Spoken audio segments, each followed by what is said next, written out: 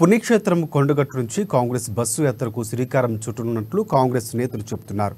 ఈ నెల 18న జరిగే ఈ కార్యక్రమానికి ముఖ్య అతిథులుగా కాంగ్రెస్ అగ్రనేతలు రాహుల్ గాంధీ, ప్రియాంక గాంధీలు హాజరవనున్నారు. రాహుల్, ప్రియాంక గాంధీలు కొండగట్టుపై తొలుత అంచన్నకు పూజలు చేసి అక్కడ పార్టీకి విజయం సాధించాలని ముడుపు కడతారని, అనంతరం అక్కడ సిద్ధంగా ఉంచిన ప్రచార రథాలకు పూజలు చేయిస్తున్నట్లు కూడా సమాచారం అందుతోంది.